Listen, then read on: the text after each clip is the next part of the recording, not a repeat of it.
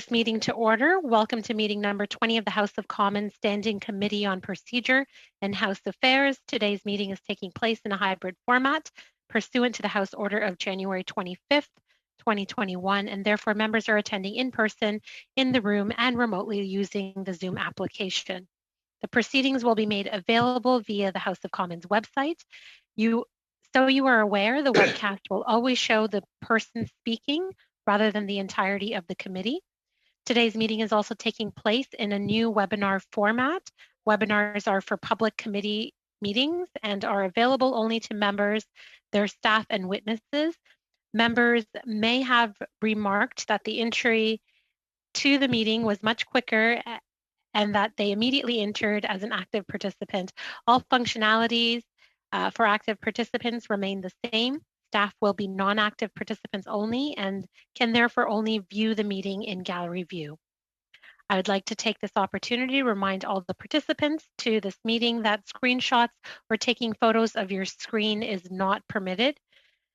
Given the ongoing pandemic situation, in light of the recommendations from health authorities to remain healthy and safe, all those attending the meeting in person are to maintain a 2-meter physical distance, must wear a non-medical mask when circulating in the room, and it is highly recommended that the mask be worn at all times, including when seated. You must maintain proper hand hygiene by using the provided hand sanitizer at the entrance of the room, as I will be enforcing these measures for the duration of the meeting, and I thank the members in advance for their cooperation. For those participating virtually, I'd like to outline a few rules to follow. Members and witnesses may speak in the official language of their choice. Interpretation services are available for this meeting. You have the choice at the bottom of your screen of either Floor English or French. With the latest Zoom version, you may now speak in the language of your choice without the need to select the corresponding language channel. You will also notice that the platform's raise hand feature is now more easily accessed at the bottom toolbar bottom of your screen in the toolbar. For members participating in person, proceed as you usually would when the whole committee is meeting in person in the committee room. Before speaking, please wait until I recognize you by name. If you are on the video conference, please click on your microphone icon to unmute yourself. Well, I think you guys know the rest of it, and there's not really anyone in the room today, so we'll move on and introduce the witnesses that we have for today. We've got 3 witnesses. We've got Professor Ian Brody, the Associate Professor of Political Science at the University of Calgary, Laurie Turnbull, Associate Professor and Director, School of Public Administration at Dalhousie University. And then we've got Professor Hugo Cyr, Department of Legal Science, de Quebec et Montreal. And we will start with Professor Brody. Professor Brody does have a hard cutoff at 11:20. Seeing it is at 11:03, I was wondering if the committee would like to hear his opening remarks, and maybe if there were any specific questions to Professor Brody, we have those questions heard first, and then we get into our regular rounds of questions with the other 2 witnesses. What do you think about that, or would you like to hear from all 3 witnesses and then start formal rounds? Just speaking on behalf of the CPC, I know we would love to hear from Dr. Brody and be able to focus on that, and then we'll go on to part 2 if that's okay. Okay, all right. Is that okay with the other witnesses as well? You'll be here for the full time. Okay. Perfect. All right, Professor Brody, please go ahead with your introductory remarks for 5 minutes, please. Thank you, Madam Chair, and thank you for inviting me to testify today and also for accommodating my schedule. Let me get directly to the issues that I think will be of most help to this committee. On the issue of prorogation, I think the authority to request a prorogation is clear. For centuries, Parliament has met at the call of the sovereign, and since the development of the principles of responsible government in the 1800s, the decision to prorogue has been made solely by the Prime Minister. The Governor General prorogues, but does so solely on the advice of the Prime Minister. So questions regarding prorogation are rightly answered by the Prime Minister as the decision maker. The purpose of prorogation until 2008 was considered a routine matter. Prime ministers typically prorogue Parliament every year or two. Prorogation obviously clears the Parliament's legislative agenda and gives the government an opportunity to present a throne speech.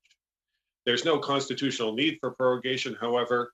Of course, during the 42nd Parliament, Mr. Trudeau's government refreshed its agenda several times without proroguing over the 4 years.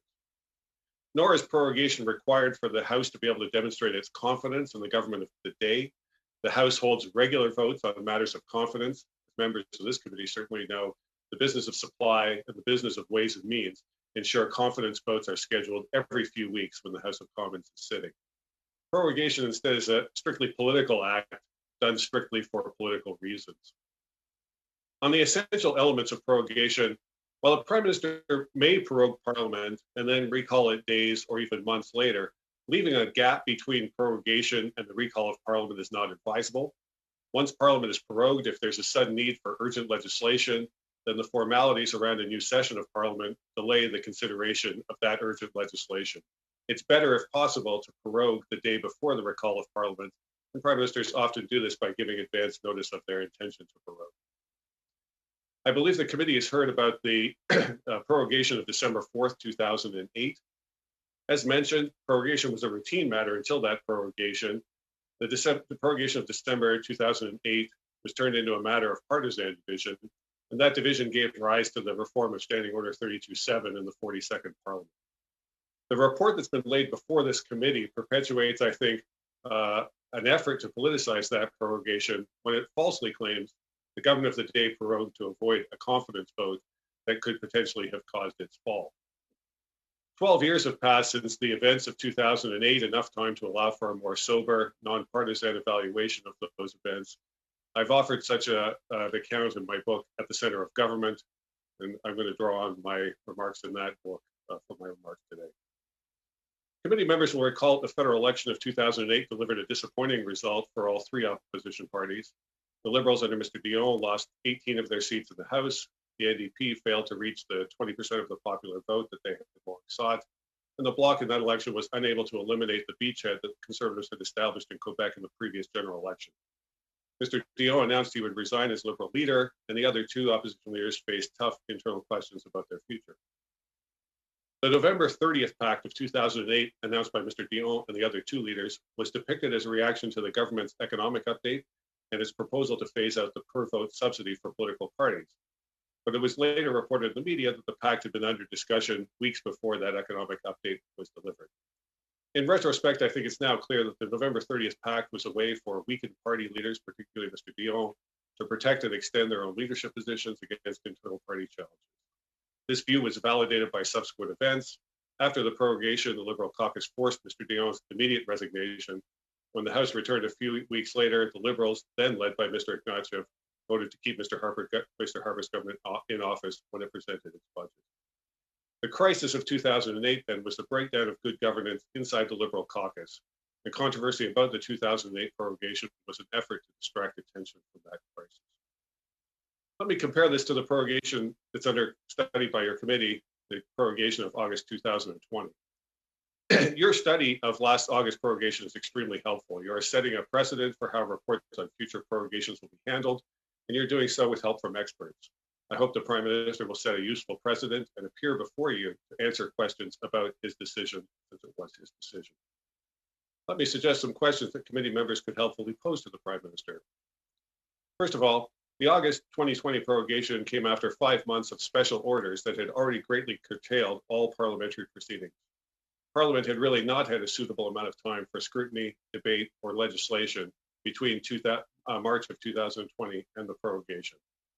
Was the Prime Minister worried that in proroguing he would further curtail the legitimate work of this House of Commons and the representatives elected here? Secondly, he prorogued Parliament immediately and then recalled it weeks later. If the government had required urgent legislation to respond to the ongoing public health crisis, which it has done several times since March, that urgent legislation would have been delayed. In proroguing, what plans did the Prime Minister have for mitigating the risk of the need for urgent legislation? Thirdly, the government was already behind schedule in responding to the Truchon decision. Prorogation inevitably put pressure on the House of Commons and the Senate to cut short their debates on the weighty issues in Bill C7. Prorogation showed, I would say, in effect, if not in intent, a disregard for the legitimate parliamentary debate of the medical assistance in dying bill, and that verges on a contempt for Parliament. What does the Parliament, what would the Prime Minister say, but the idea that he showed disregard for legitimate debate on Bill C7 by proroguing it all? Fourthly, of course, the Prime Minister's decision to prorogue ended ongoing committee investigations of what appears to have been a major conflict of interest on the part of the Prime Minister himself and possibly the then Finance Minister. What steps is the Prime Minister prepared to take to dispel the cloud over this aspect of his decision? My conclusion, members, the so-called prorogation crisis of December 2008 was in fact triggered by a crisis within the Liberal Party caucus. Proroguing the House back then gave the Liberal Party time to resolve its internal governance problems. The Harper government, evidence of the fact that the Liberal Party, after resolving its internal problems, sustained the Harper government in office at the beginning of 2009. I would say the August 2020 prorogation took place in a similar situation. A breakdown of governance within the Liberal Party was triggered when Mr. Trudeau, as then Finance Minister, put themselves in what appears to have been a direct conflict of interest. Madam Chair, I'm happy to take questions if members have them. Thank you, Professor Brody. So seeing as how we have about 10 minutes, I'll give each party 2.5 minutes to ask questions to Professor Brody. We'll start with the Conservative Party, and if you could just put your hand up, because I don't know if you want to go in the regular order. Mr. Lukiski was up in the regular order. Yes. Now, Madam Chair, are you saying we only have 2.5 minutes? For this witness, so your questions are only going to be to Mr. Brody, and then afterwards we'll hear from the other two witnesses and go into our regular rounds. Right. Thank you very much, and I welcome Mr. Brody back to this committee. It's good to see you again. In order to give full transparency, I should also say that I know Mr. Brody well. I've known him for many years since he was formerly a Chief of Staff to then Prime Minister Harper. Now, colleagues, listen, we are charged with the responsibility of conducting a study onto the reasons why this government and this Prime Minister prorogued Parliament. Well, quite frankly, the reasons are crystal clear and we all know it. The Prime Minister prorogued Parliament in August of last year for one simple reason: to shut down the committees that were investigating the We Charity scandal. And it was successful. It was quite successful. And as one of our former witnesses, Professor Kathy Block, said, it was a good strategy. But the reality is that that was the singular reason for the Prime Minister to prorogue Parliament. It wasn't to hit the reset button. The Liberals will argue that prorogation was necessary because of the pandemic and the rapidly changing world order due to the pandemic. The government had to come up with a new throne speech and a new plan and a new agenda. I suggest that that is absolutely wrong. That argument is weak, because there was another option to prorogation. It's called a budget. The government could have tabled a budget, or at the very least, a very detailed and in-depth and thorough financial and fiscal update, followed very closely by a budget. They did not need to prorogue. It was done for political reasons only, to curtail the political damage that was being done to the Prime Minister and his government. We know this. Every Canadian who has a passing interest in this issue knows it, and my friends on this committee from the Liberal ranks know it as well. Now, Professor Brody, since we have limited time, I'll go directly to a question to you. You reference in your opening remarks that you concur with my observation that this prorogation was done for what you consider to be political reasons, but it did not have to be so. The Prime Minister could have prorogued literally a day before he recalled Parliament.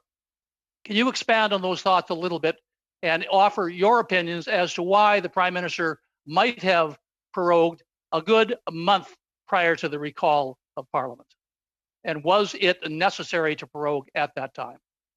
Briefly, please, because there's not a lot of time left. You have 10, Understood. 20 seconds. Mr. Lukiski, pleasure to see you again. Look, all I can say is that prorogation is always a political decision, since it's always the decision of the Prime Ministers. The argument that there was a need to relaunch or clean out and restart the government's agenda, I think is disproven by the events of the 42nd Parliament when there was no prorogation. So that leaves, I think, procedural issues related to committee investigations was the real reason for that prorogation. Thank you. Next, we've got from the Liberals, Mr. Turnbull, would you like to take the 2.5 minutes or? Okay, go ahead. Yeah, thanks, Madam Chair. Mr. Brody, thanks for being here today. We appreciate your opening remarks. Just wanted to ask you, what do you think is a real legitimate reason for a Prime Minister to prorogue Parliament? Well, look, as I said, prorogation is always a political decision, and I guess as a result of my background as a political scientist, I think political reasons for political decisions are perfectly legitimate. The Prime Minister might want to have a prorogation for any one of many reasons. Nonetheless, the ending of a committee investigation is, if was the purpose of the prorogation, I think what about a major shift in or an economic crisis or a downturn in the economy, like a recession? Like Prime Minister Harper, you were the Chief of Staff for Prime Minister Harper, I understand. In 2009, when Stephen Harper prorogued Parliament, what was the reason for that was given? I'm afraid, Mr. Turnbull, I stepped down as Chief of Staff at the end of June of 2008, so I can't speak to the internal reasons for that. All I can do is speak to the report that's before the committee. Well, thank you for that. That's fine. I understand. So Dimitri Sodas was quoted in the Toronto Star saying, "It's the time to engage with constituents, stakeholders, and businesses in order to listen to Canadians, identify priorities, and to set the next stage of our agenda." So I would say, isn't there a plausible explanation here that in a global pandemic that the Prime Minister simply prorogued Parliament for the very good reason that it's had deep economic, social impacts across our society and across the globe, and it was time to recalibrate and reset the agenda? Wouldn't that make sense? All I can say, Mr. Turnbull, is during the 42nd Parliament, this government did not prorogue and relaunched its agenda, so managed all of those consultations without prorogation. So I think we need to look a little bit more carefully at the political context of what was going on in the House of Commons at the time of the prorogation to understand the thinking. These are questions best answered by the Prime Minister. I'm sorry to interrupt. It's Justin, the clerk of the committee. Madam Chair, it appears that the sound quality for Dr. Brody isn't sufficient for the interpreters to continue. Dr. Brody, can we ask you to try to lift your microphone a little bit closer to your mouth, and that might help. Do you have a headset with a boom mic? You said you have two from the university. Okay, all right. So just, I guess, do as the clerk requested then. Great. We have about 20 more seconds. Go ahead. Thank you, Madam Chair. Yeah, I just, my concern here is pretty simple. I think it's intuitive for any Canadians out there that when Prime Minister Harper chose to prorogue Parliament 4 times in a matter of about 6 years, including 181 days of time that Parliament couldn't sit, certainly the opposition parties at the time, namely the Liberals, put in place a mandatory requirement, a change to the standing orders, which asked, for an explanation to be tabled, a report, which, I think our government has done. So to me, when I look at that report, it seems like it builds a very good, strong case and rationale for why Parliament would have been prorogued. So I think the speculation that you've made as to why the Prime Minister made that decision just doesn't seem to be justified, at least as far as I can tell, based on the documentation that we have. Okay, that's all the time we have. Monsieur Terrien, for 2.5 minutes, please. Merci beaucoup d'être là pour nous. Bon.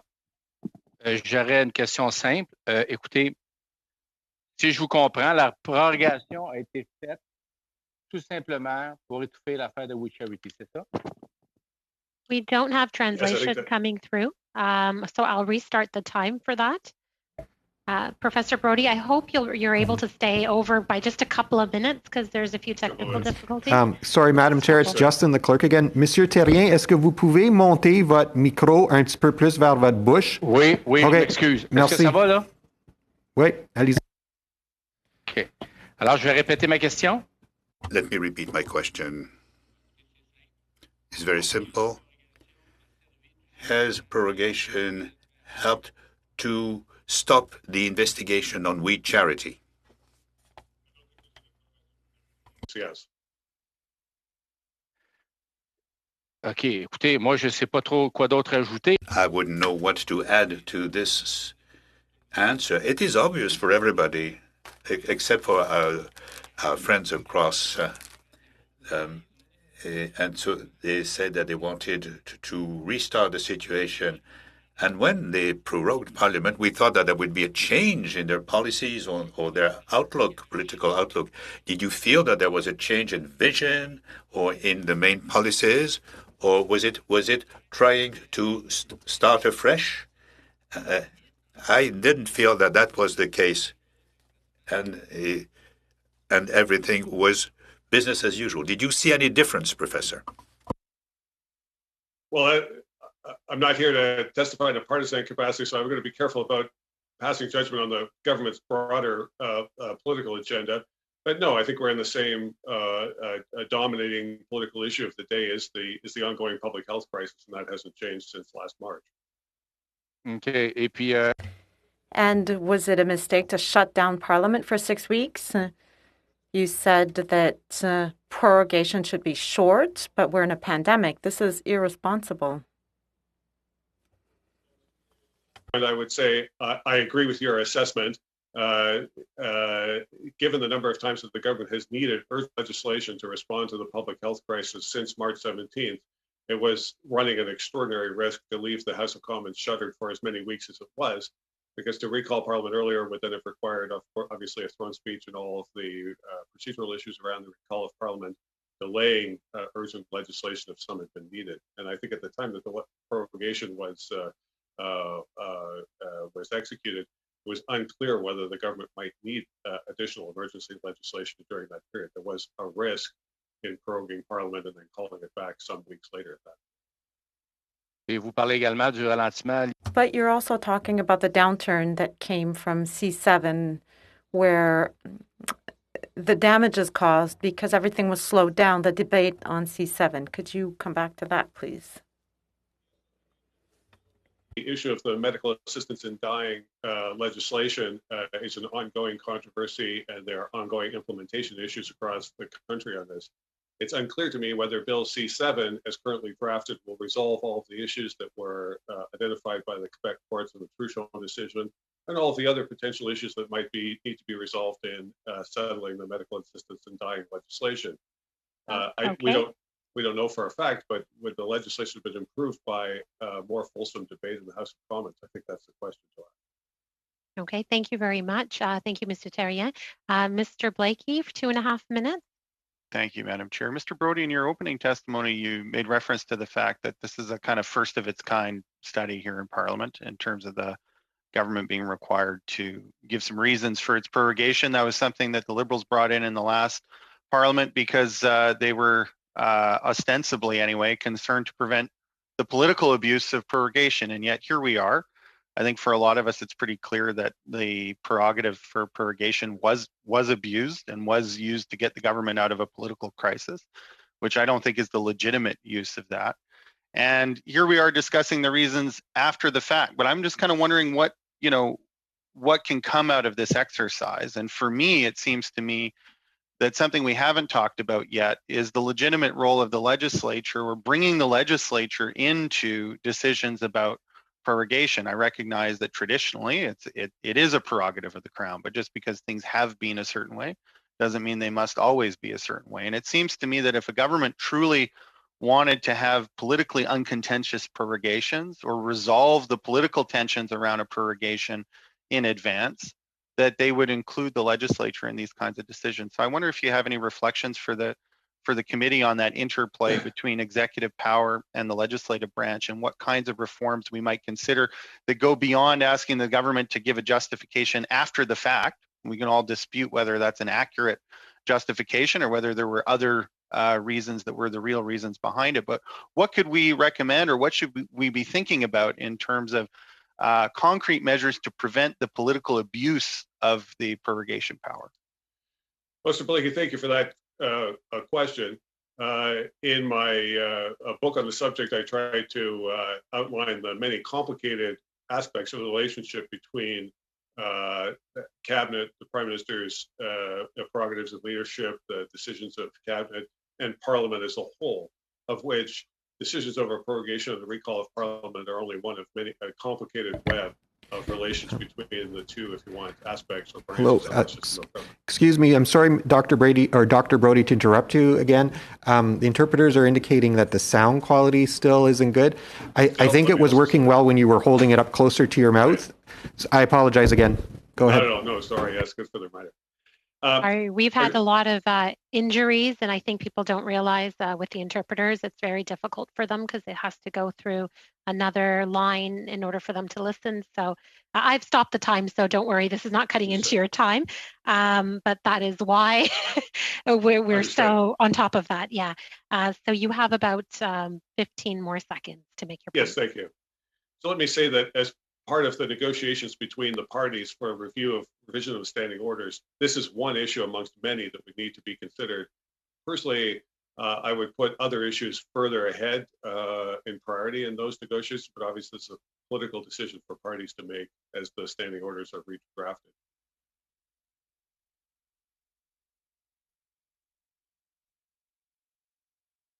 I'm sorry, Madam Chair, you're on mute, but I'm assuming that that's the end of my time.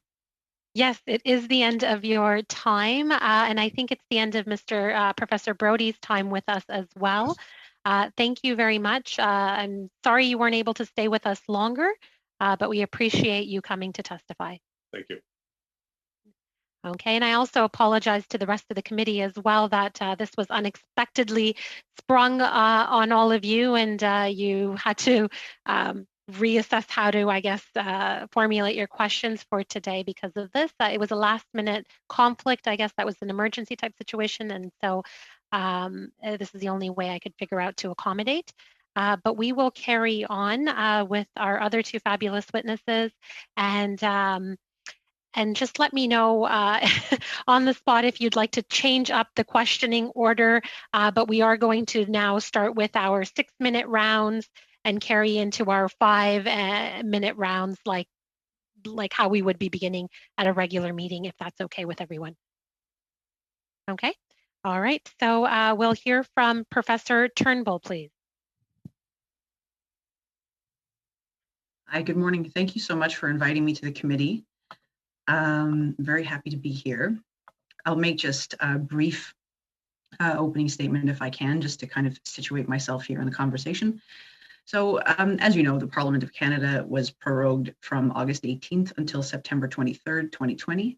And in accordance with Section 32.7 of the Standing Orders of the House of Commons, the government must provide a report to Parliament outlining the reasons for prorogation.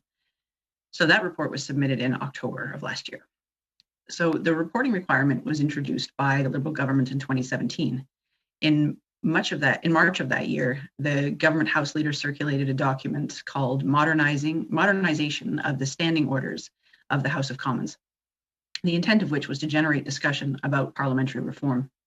The paper took the view that parliamentary institutions are outdated and must change to meet public demands for greater accountability, transparency, and relevance. So among the proposals for reform was a requirement that in the event of a prorogation, the government must issue a report that states the reasons for opting to prorogue. The document also stated that some governments have used the prerogative to prorogue as a political tool to dismiss Parliament early so as to avoid scrutiny and accountability. The motivation behind the reporting requirement is to make governments accountable for the decision to prorogue Parliament and perhaps to deter prorogations that are driven primarily by political opportunism. So just as a bit of a background on prorogation and what it is as a tool. Prorogation is part of the royal prerogative and is exercised in Canada by the Governor General on the advice of the Prime Minister. To prorogue Parliament is to stop the proceedings of Parliament, usually for a specified period of time. Unfinished business dies on the order paper. When Parliament is resumed, a new speech from the throne is delivered. So the prerogative to prorogue Parliament does not derive from the most noble of intentions. In his essay, British and Canadian Experience with the Royal Prerogative, Bruce Hicks explains how the concept of prorogation came into existence in England in 1530. So at the time, parliaments did not meet for sessions as they do now, but instead were summoned by the king when he needed supply and then dissolved. With every summoning of a new parliament, the membership changed. So Henry VIII invented the concept of prorogation as an alternative to dissolution when he founded a parliament whose membership was supportive of him. Rather than dissolving parliament and dismissing its members, proroguing parliament allowed the same members to come back. So in recent years, some prorogations in Canada have been controversial, and Professor Brody made reference to some of these, because they have seemed motivated by political considerations rather than procedural necessity or completion of mandate. In December of 2008, then Prime Minister Stephen Harper sought a prorogation of Parliament less than 2 months after a general election that had resulted in a Conservative minority government. The government was facing a vote of confidence, and opposition parties had indicated publicly that they intended to defeat the government and form a coalition in its place. Prime Minister Harper's decision to seek prorogation was interpreted by many as driven exclusively by the desire to dodge a confidence vote that his government was sure to lose. A constitutional debate emerged about whether the Governor General holds the discretionary power to refuse a request for prorogation from a Prime Minister whose mandate from the House of Commons is in question. In the end, the House was prorogued, and upon return, the government held confidence for another 2 years. This is not the only controversial prorogation in recent years. In 2012, the Ontario legislature was prorogued upon the resignation of Premier Dalton McGuinty. The government was criticized for silencing the legislature to avoid hearings related to a contempt motion, instead of allowing for the appointment of an interim premier and the resumption of legislative business. More recently, in 2020, the legislature in Nova Scotia was prorogued as Premier Stephen McNeil prepares to exit politics. Nova Scotia's legislature sat only 13 days in 2020 and was the only legislature in Canada not to meet during the COVID-19 period. The report on the 2020 prorogation offers justification for the decision based on the unprecedented and unanticipated circumstances facing the government at the time. The global pandemic was both a public health and an economic crisis. The speech from the throne that was delivered in December of 2019 did not and could not foresee the situation, and therefore was no longer useful or relevant as a plan for the future. The report spoke to the need for the government to reset itself, to develop a bold and comprehensive plan in response to the devastating effects of COVID-19. A prorogation in the late summer provided an opportunity to work on such a plan, and the speech from the throne upon the resumption of Parliament in September forced a confidence vote on the government's proposed approach. The report says that the government feels duty-bound and honor-bound to ensure that it holds the confidence of the House before proceeding with these new measures. The report does not mention another relevant political context at the time. The minority government was under intense criticism because of the decision to give the WE organization the responsibility to administer a $900 million student grant program. The organization had ties with the Prime Minister's family, as well as that as then Minister of Finance, Bill Morneau. Over the course of the summer, parliamentary committees heard testimony from the Prime Minister, the Clerk of the Privy Council, Mark and Craig Kielburger of the WE organization, the former board chair at WE, as well as several ministers and senior public service executives. Prior to the announcement of the prorogation, the Minister of Finance resigned. So like other prorogations mentioned above, this one was criticized for its apparent political motivation. So just some concluding thoughts. The power to prorogue Parliament falls under the royal prerogative and therefore is exercised by the Governor General on the advice of the Prime Minister. In Canadian history, there has never been a case in which a Governor General has refused a request for prorogation. So it's seen as, in practice, a power that is in the hands of the Prime Minister. A Prime Minister's access to the Crown prerogative to powers to summon, prorogue, and dissolve Parliament confer enormous political advantage, and efforts to put limits on these powers are somewhat ineffective and are political rather than constitutional. So even fixed election dates have been ignored for political purposes, and voters don't always punish strategic or off-cycle election calls. Section 32.7 of the standing orders can be said to have the intent of deterring the use of prorogation for political purposes, but I would argue that the reporting requirement doesn't necessarily deter politicized prorogation and might actually invite increased political rhetoric that is meant to offer retroactive justification for the decision to prorogue. Thank you, Professor Turnbull. I didn't want to ruin your flow, but we're over time, well over time for introductory remarks. No problem. I think that was that an okay place for your conclusion? Oh yes, you could have stopped me before. Okay, Professor Cyr, 5 minutes for your introductory remarks. Merci beaucoup. Je suis très heureux de participer aux travaux du comité. So thank you very much. I'm very happy to be here. Très différente I'm going to be taking a different approach from the other two witnesses. I'll be looking at this question from the perspective of constitutional constitutional law. Initially, though, I'd like to remind you of constitutional law elements that affect prorogation, and then I will be proposing a solution or a mechanism to avoid or to prevent the difficulties that we've seen. It could be useful in the future as well. We've mentioned that the prerogative to prorogue Parliament is the Prime Minister's, and that the Prime Minister asks the Governor General to prorogue Parliament.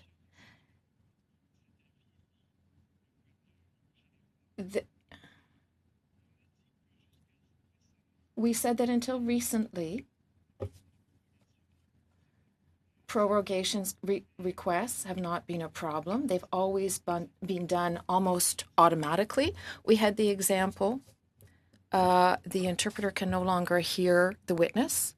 I no longer have sound here in the booth. Moment there, Professor Sear. We have an interpretation issue. Could we please try again? I cannot hear the speaker. I cannot hear Mr. Sear. I'll see what's going on here. Okay.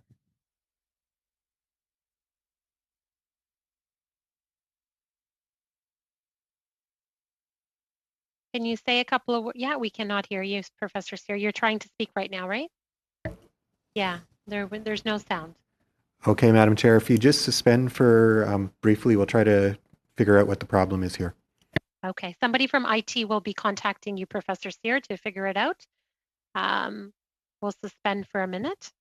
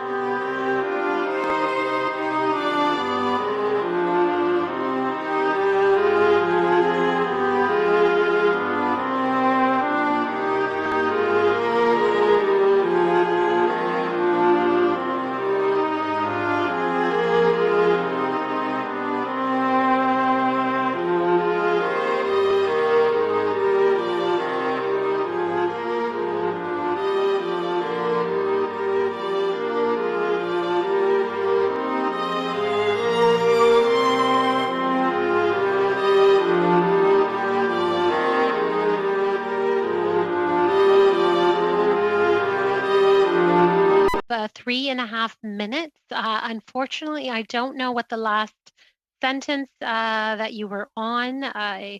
Hope that you've been able to regroup yourself. I don't know if any of the members can perhaps help. Je vais y aller. I'll just speak generally. The Prime Minister advises the Governor General to prorogue, and the Governor General is bound by the advice of the Prime Minister if the Prime Minister has the confidence of the House of Commons. Now, in 2008, we had a situation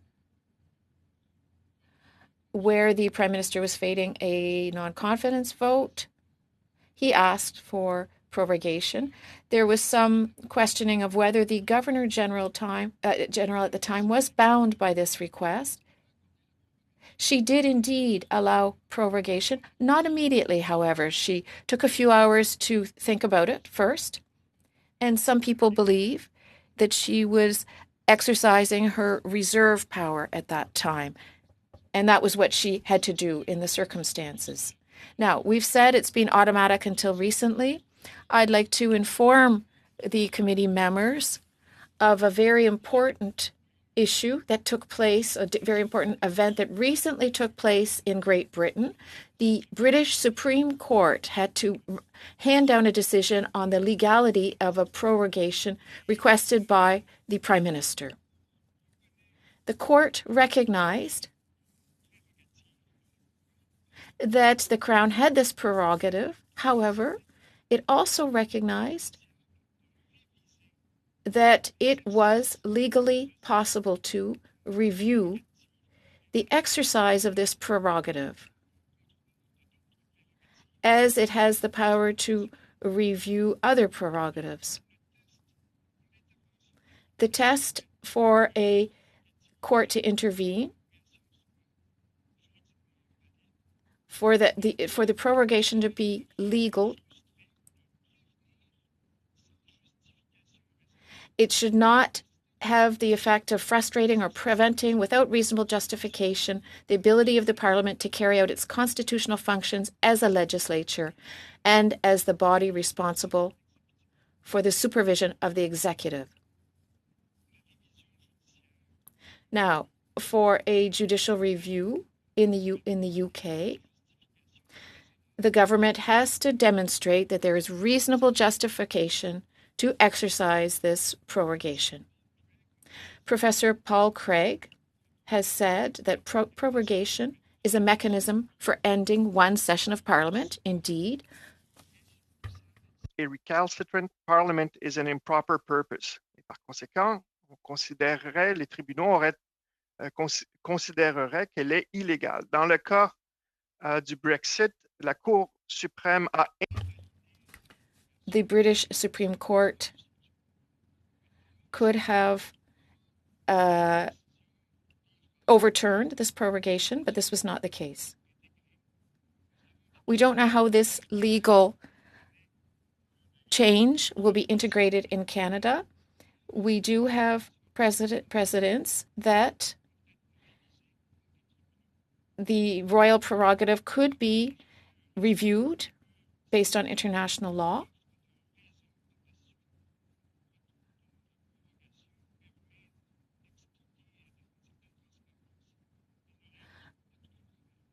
But if the reasons are transparent, there would not be any problem.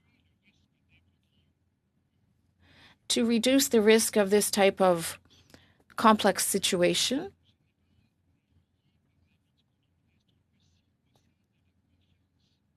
we have to keep in mind that the Governor General is only bound by the Prime Minister if the Prime Minister has the confidence of the House.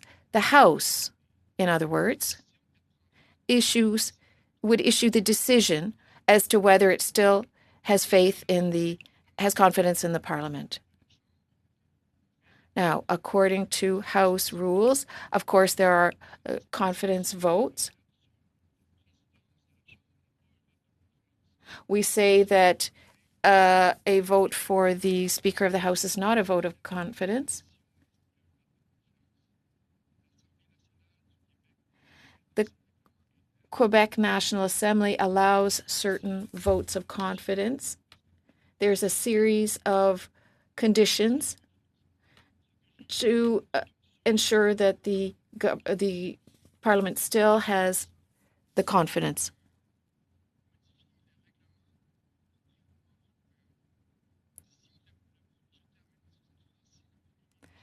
If the Prime Minister advises the Governor General to prorogue without having adopted a resolution with regard to confidence, then the members would not have demonstrated confidence, and that way the Governor General would not be bound. That would be a way to get around this question of the confidence of the House. Mr. Sear, we'll start with our 6-minute rounds with Mr. Lukiski for 6 minutes, please. Thank you, Chair. I believe internally we had a situation where our first speaker was going to be Mr. Doherty. Go ahead, Tom. Good. All right. Yeah, you can go ahead. Whatever you guys decide, I've paused the time. You can figure it out. If you want to share the time, you can share it. I know. Well, we'll see how it goes. I spoke for about 2.5 minutes with Professor Brody. So if I'm getting an additional 6 minutes, while I'm grateful for that, I don't want to take time away from my other colleagues. Both to Professor Sear and Madame Turnbull, welcome. Professor Sear, good to see you back at committee. The last time I had an opportunity to converse with you was 10 years ago when you appeared before this very committee. So I don't know if that says more about your longevity or mine, but it is good back to see you here once again. My comments, I'll continue with the train of thought that I had with Professor Brody, and that is simply this, that in my opinion, the decision to prorogue by the Prime Minister this previous August was made strictly for political reasons and not for anything else. Now, the Liberals will argue, as Mr. Turnbull has done, is that prorogation was necessary because the world order in effect had changed because of the pandemic and we needed to do a complete reset, hence the need for a throne speech. I argue once again that that reasoning is flawed for the very reason that the throne speech, when it did come down, was mainly fiscal in nature. In other words, it talked about fiscal measures that the government wished to take, monetary changes, that type of thing. We didn't need a throne speech for that. It didn't fundamentally change the agenda of the government. What we needed was a budget. Parliament could have continued in its present form, or at least at the time, its present form, but the Prime Minister made the decision to prorogue to avoid a very serious political problem that he was facing. Because of the We Charity scandal, the government was facing very uncomfortable questions on a daily basis. Media was reporting on a daily basis about the We Charity scandal. Social media was ablaze with commentary about the political scandal. So the Prime Minister did what he thought he needed to do to avert a political crisis, and that was to prorogue, to end the discussion about the We Charity. I should also point out that the date the Prime Minister prorogued, August the 18th, was exactly 1 day prior to the Speaker's spotlight being required to table a report on fees paid to the Prime Minister's family. And that, as much as anything, in my opinion, prompted the Prime Minister and his staff to prorogue. Now, Professor Sear and Madame Turnbull, with the greatest of respect, I don't believe that your appearance here are the people that we need to have before this committee testifying. The people that need to be here and providing testimony are the Prime Minister and people like Katie Telford, the House Leader of the government, and other political sources, perhaps in the PMO, who would advise the Prime Minister to prorogue.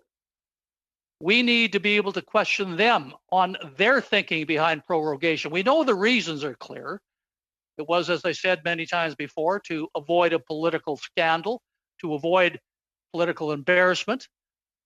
But we need them to answer questions because Canadians know, as everyone on this committee knows, the reason for the prorogation. And it was for political reasons, for political gain. Now, Madame Turnbull, you had mentioned that you felt, at least in your opinion, there was some rationale for prorogation.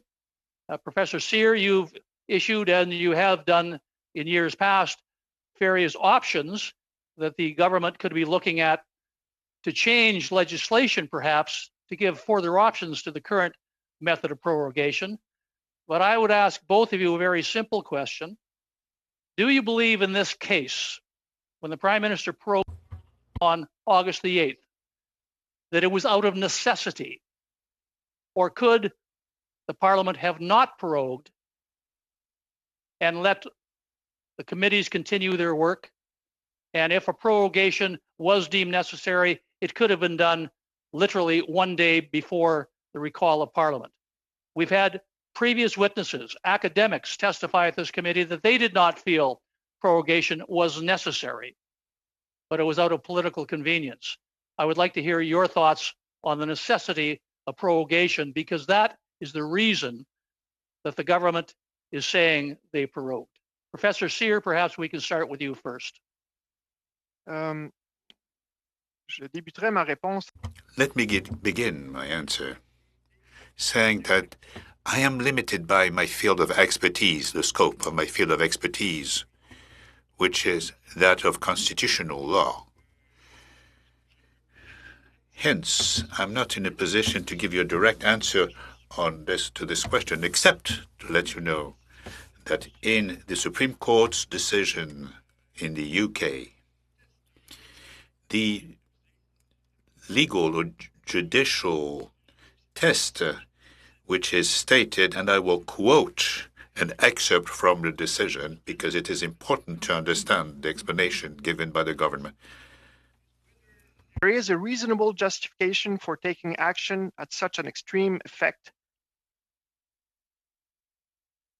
And here we're talking about proroguing just before Brexit, so that the Parliament could not negotiate and discuss, deliberate. Then the court goes on saying, of course, the government must be accorded a great deal of latitude in making decisions of this nature. We are not concerned with the Prime Minister's motive in doing what he did. We are concerned with whether there was a reason for him to do it. Et donc, la distinction que la Cour... Hence, the court establishes a distinction between the motives, the subjective motives of the Prime Minister, and Ian Brodie was talking about a purely political decision, which would be based on partisanship. But in terms of, in constitutional law's term, was there a reason? Was there a motive? It is for you to decide whether that was or not a sufficient reason. Here, that's all the time we have for the 6 minutes. Next, Mr. Turnbull, 6 minutes, please. Well, first, I'd like to start off by thanking the two witnesses for being here. Really great to hear your testimony, and appreciate your expertise that you bring to this study. Ms. Turnbull, or Dr. Turnbull, I should say, perhaps some of my questions will be geared or aimed at you. Please, committee members, assume no affiliation between us, despite the fact that we share the same Scottish clan name, but we've never met. So, Ms. Turnbull, you, in your opening remarks, you talked about previous prorogations at different levels of government in Canada and throughout history, and you cited a few examples, and it sounded like those were often controversial and most of the time sort of criticized. Would you say that's kind of the norm, is that any time a government prorogues, that there's differing perspectives on this, there's speculation about motives, as Mr. Cyr was talking about?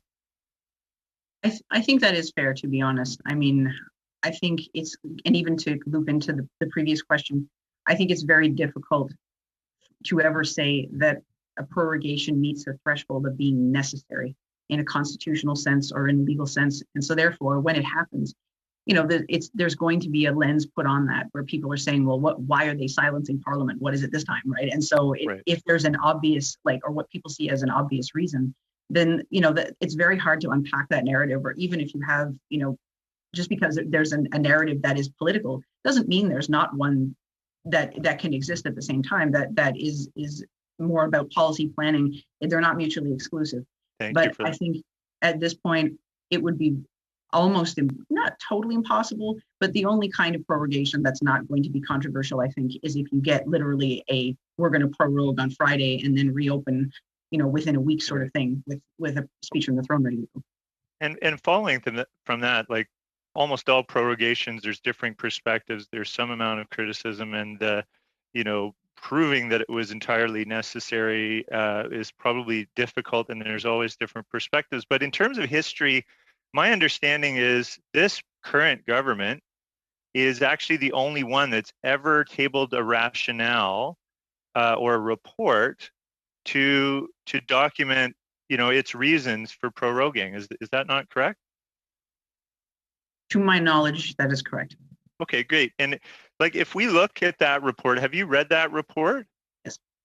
Okay, and let's look at the merits of that report. So as Mr. Sear was saying, even the courts are recognizing the difference between a subjective motive and actually having reasons. And in fact, as long as you have reasons for this, I think you yourself, Dr. Turnbull, in your opening testimony sort of said, there is a rationale for doing this.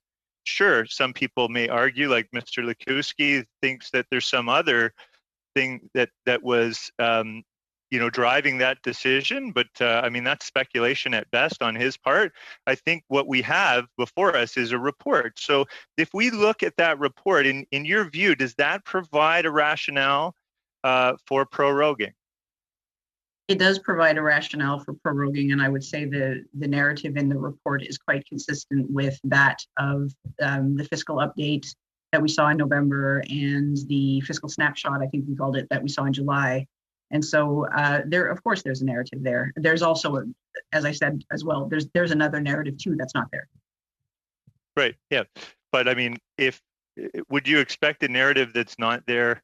Like, if the reasons that the government had for proroguing are in the report, it's really only speculation to say that some other reasons, like the government has tabled the report. So this study and this committee is about that report and the legitimacy of that report. Now, I've read that report and I've looked at the throne speech, and I really feel like it reflects a change and a shift in the context. And there was a lot of work actually put into a lot of internal consultation, I might add. I myself had 3 meetings with stakeholders in my riding and attended almost, I think it's somewhere close to 15 sessions just leading into the new speech from the throne, which in my view, is pretty unheard of, that, a government is actually consulting extensively before formulating a speech from the throne. Now, if you look at the reasons in that report and the way it's structured, we talk about protecting Canadians from COVID-19, helping Canadians and businesses through the pandemic, building back better, standing up for who we are as Canadians. Like, those seem to me to be pretty relevant themes. And there's many specifics that we could reference in there. So even the structure of it seems to provide a good rationale and a good, argument for why the government prorogued. Would you not agree with that? I think it certainly provides a narrative. And as to go back to our previous question, there's always going to be an acknowledgement of any other political narrative that's relevant. And so, and to be honest, in my view, even though the standing orders have created a reporting requirement, the Prime Minister, as the person who holds the power to advise prorogation, from a constitutional perspective, does not have to have good reasons. It's the way it is. Like, you could prorogue, people can get angry with you about it, but you can still do it. Okay, thank you very much. Next, we've got Mr. Terrien, 6 minutes, please.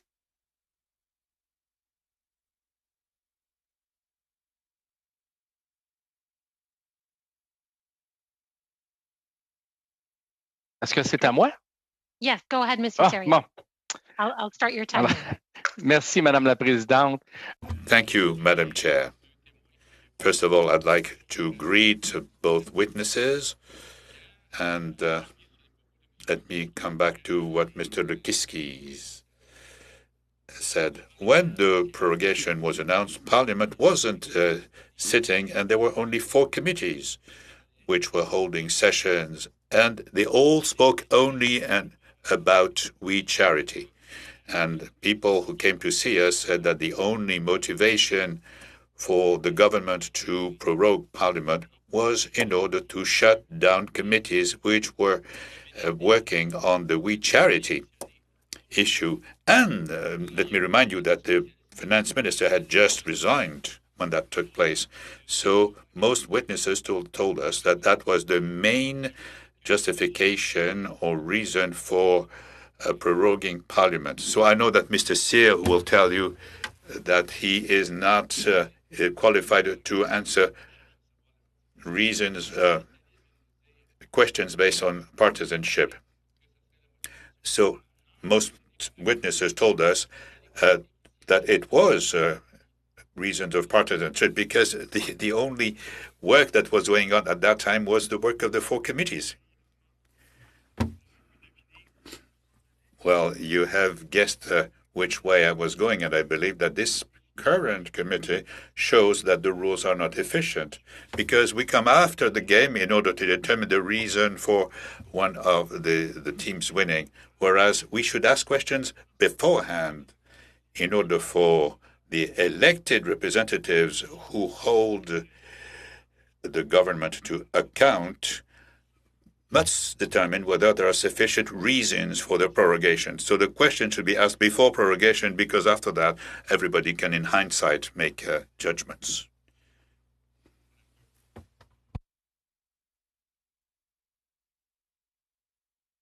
Madame Turnbull? Monsieur Terrien, yes, you have more than 3.5. Turnbull ne répond pas à ma question. Ms. Professor Turnbull, could you please answer the question? Mr. Terrien is asking the same question of Ms. Turnbull, or Professor Turnbull, sorry. Yeah, it's the concept of sort of providing the justifications in advance as opposed to retroactively is interesting. And I think when a prime minister makes an announcement around prorogation, in fact, he does usually, in this case, it's a he, that's why I'm saying he does provide some sort of justification and rationale for that. It's not written up as a report to Parliament, but he does usually offer some sort of justification for why he's doing it. And I think the comments that Prime Minister Trudeau made at the time were in fact consistent with what we see in the report. And I think it speaks to another issue of where accountability comes in here. Again, the Prime Minister does not have to give reasons for a prorogation. He does now because of the standing order change, but constitutionally he does not. But I think the accountability here is there is a public accountability as well. And people, it's largely a public response, and whether the public accepts the version that's in the report or whether they think there's something else going on. And I think that's an important part of the conversation we're having.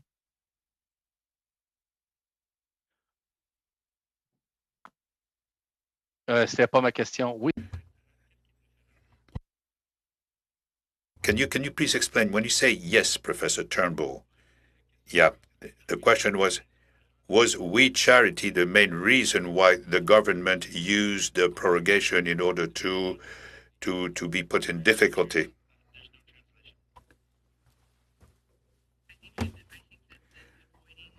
Silencing committee investigations into the We situation was a major reason for the prorogation, yes.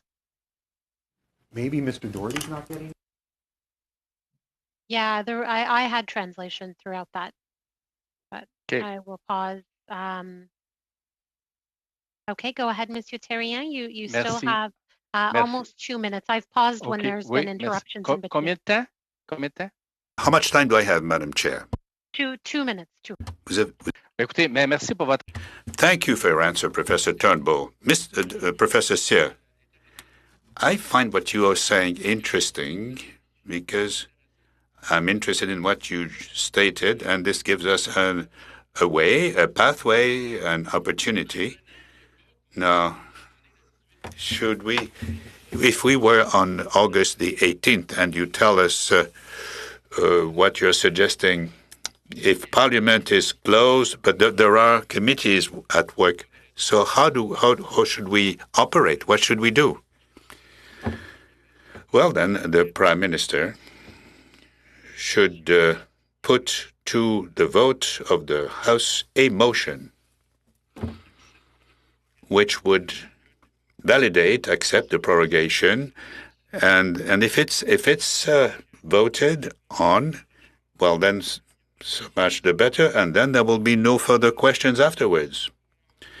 And you can hold all the partisan debates that you want to hold. But if it's rejected, then that means that the Prime Minister cannot go to the Governor General and ask for prorogation because it has been rejected.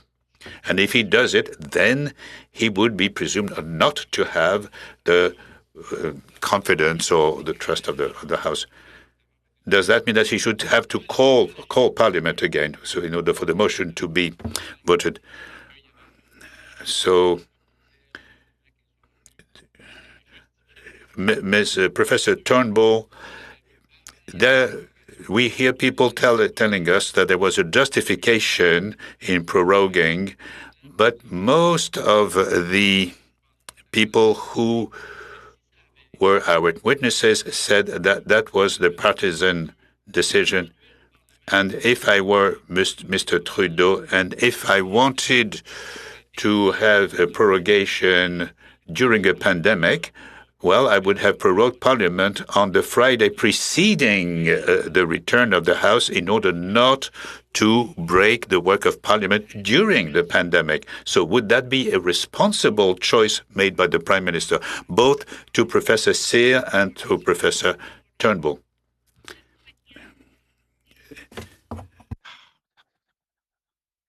Une prorogation a reasonable prorogation shouldn't be too long if we want to keep going Parliament and its functions. Agree with Professor Cyr, and it can't be too long. Thank you. Mr. Angus, 6 minutes, please. Thank you, Madam Chair. Very honored to be here at the committee. Let's put this in perspective. We were in the midst of the biggest medical and economic crisis in a century. And the role of Parliament in that crisis was to reassure Canadians that we were there for them, that we were putting their interests first. And that got all blown out of the water when the Prime Minister signed off for the $912 million WE scandal. The decision to prorogue was not about the best interests of Canadians. It was done in the summer when two key committees were starting to raise very serious questions in getting access to documents. So the Liberals tell us it was so important to tell Canadians we were shutting Parliament down so we could, I think Mr. Turnbull said he had 3 meetings with stakeholders in that time. What an important reason to shut Parliament down. Well, Mr. Turnbull would have been home in his riding anyways. What was happening in Parliament was trying to get answers on what happened, where the WE group, the Kielburger brothers, were able to call right into Bill Morneau's office, the email. We got just on the eve of prorogation, we were given the 5,000 pages of documents, but we were unable to use them in our report. That is obstruction of the work of Parliament. And I would say that contrary to my maybe my learned witnesses, I think the problem with prorogation is it toxifies trust. I remember 2008 when Stephen Harper prorogued. It was never the same, his relationship with the Canadian people after that. And as someone who's been permanently in opposition, I watch governments come and go, and they come in and they're idealistic, and then they decide power works for them. And I see it in the Liberals. I see the arrogance of the Liberals because they got away with it. And what did they get away with? Well, they learned they couldn't shut down Parliament entirely. But it's an old political trick. If you can punt a problem down the road and you punt it far enough, you feel you won. And that's what the Liberals think they've done. But as it was the same with Stephen Harper's government, the Prime Minister, Mr. Trudeau, has toxified his relationships with Canadians. And he might get by this time, but it creates... Pardon?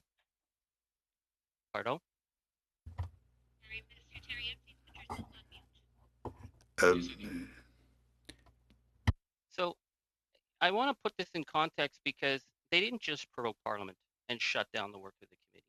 Then they came back and the Prime Minister threatened an election over the effort to get the committee restructured. He made it a confidence vote. Mr. Sear, have you ever heard of Parliament being forced into a potential election over the structuring of a committee? Is that something that's within precedent? En fait, Actually, all the statements by a prime minister in order to submit an issue to a confidence vote is often, or most often, a smokescreen. And so it is for the House to determine whether or not a vote is a confidence vote. And I say often to my students, there is the following example. If you have a couple and one of the spouses cheats on the other, who should be asked whether the victim is still trusting the other one, the one who was cheated on or the one who cheated? It is an obvious answer. So it is for the House to make a decision, and in a majority government, the government has the control of the majority. If the Prime Minister wants elections, then he can ask to dissolve them. For that, I think it's such Mr. an example. Angus, can you please hold your mic a little bit closer to? Thank you. Yeah, How is thank that? you. Yes. Yeah, good. I guess the issue here is that, so we had the Prime Minister once again not putting Canadians first, but threatening an election as the COVID numbers were rising. That shows how much he didn't care about the Canadian people. It was about shutting the WE scandal down. And then what did he do? He obstructed the work of the Finance Committee in the midst of the biggest economic crisis in a century. And he shut down the Ethics Committee through the ridiculous and disgraceful behavior of Liberals for what the equivalent of 40 straight meetings. I've been in Parliament 17 years. I've never seen a government obstruct committees. So I'd like to ask you, Mr. Sear, in terms of ethics in particular, which is an opposition chaired committee about accountability, to have a government obstruct it, shut it down, make it impossible for it to do its work, does that not speak to something that I think raises a level of toxic disdain for democracy that makes the Canadian people distrust why these decisions were being made? 30 seconds, please. Je crois qu'il existe des I think that there are mechanisms within Parliament to determine if obstruction is contempt of Parliament. And I will stop there. But the House is master of its own decisions. However, Parliament's role is to hold the government accountable of its actions. To our 5-minute round, Mr. Doherty, please.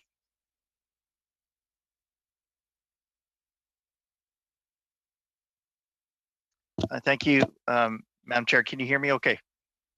Yep. I want to thank our guests for being here, and I do want to echo the comments of both Mr. Angus as well as Mr. Kiski, is that while we appreciate your expertise being here, I think the real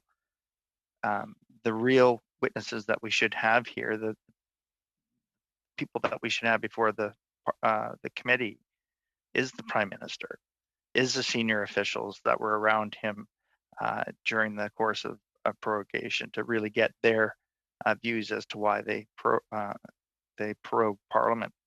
Right when in the middle of when things were starting to heat up for them.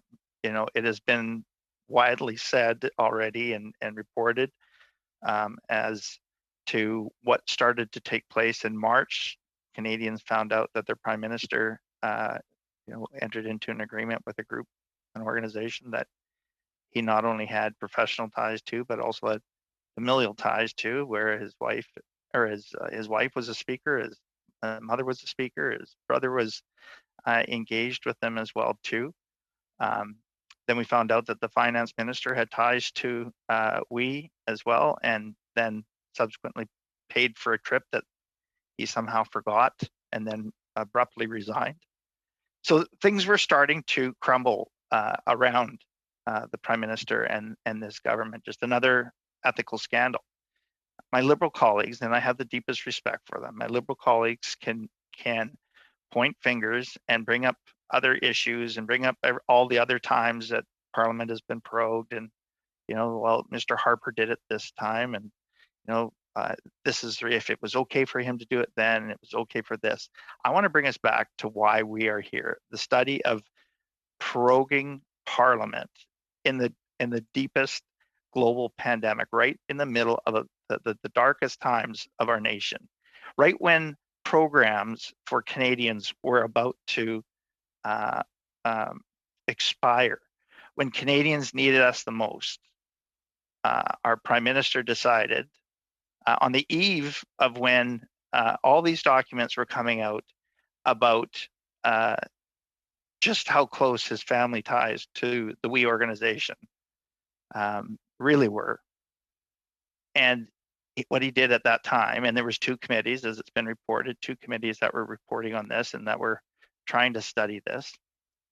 And he chose to hit the reset, so to speak. And Ms. Turnbull, you said that, well, and I really appreciate your comments, because you have given us balance where you said, well, it was for not the Great Reset, but a reset.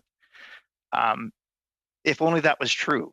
I think those of us around this, in all honesty, if only the intentions truly were altruistic and true, then I think we could probably say, well, it was the best. It was for the best, but it wasn't. When we got back, we got a speech from the throne that was more of the same as what we've seen before. There was nothing new really in it. And it's the same old. And then what we saw was more committees, more Liberal filibusters that absolutely stonewalled Parliament from doing their job. So I have a question to ask. I'll get off my soapbox for a little bit, because I sit here and I say this all the time with respect to committees. We do our best when we're not as partisan as possible, but this is really what we need to do. And I understand our Liberal colleagues have a job to do, but if Parliament is really truly to hold the government to account, and if this committee is charged with reviewing the reasons for prorogation, doesn't it make sense that we should have the Prime Minister himself and those senior officials around him at the time of prorogation report to committee and provide testimony? Ms. Turnbull. 35 seconds. Yes, that makes sense. Thank you. Mr. Scheer. C'est le genre de preuve. That's a type of evidence that was presented in the UK for the Supreme Court ruling. Of course, it's very useful. Okay, thank you. I was worried you weren't going to make it, but you did with seconds left. Mr. Long, for 5 minutes, please. Thank you, Madam Chair, and good afternoon to my colleagues, and thank you to our witnesses this afternoon. Very, very interesting testimony. And Professor Turnbull, greetings from across the Bay of Fundy, St. John, New Brunswick. I enjoy watching your political commentary on TV and in other media. So my questions will be for you, Professor Turnbull. As an advocate for democratic reform, I was pleased when our government amended the standing orders to create Section 32.7 to try to address the abuse of the prorogation power. Question règlement, Madame la Présidente. Oh, let's pause for a minute. Non, c'est l'interprète me dit que. So the interpreter just said that she could not do her work because the sound quality was too poor. The volume is very, very low on Mr. Long's testimony. The volume is incredibly low. Okay, we've paused, and let's fix this for the interpreters and start again. Or at least start back, 10, 20 seconds. Can everybody hear me okay? I can talk slower.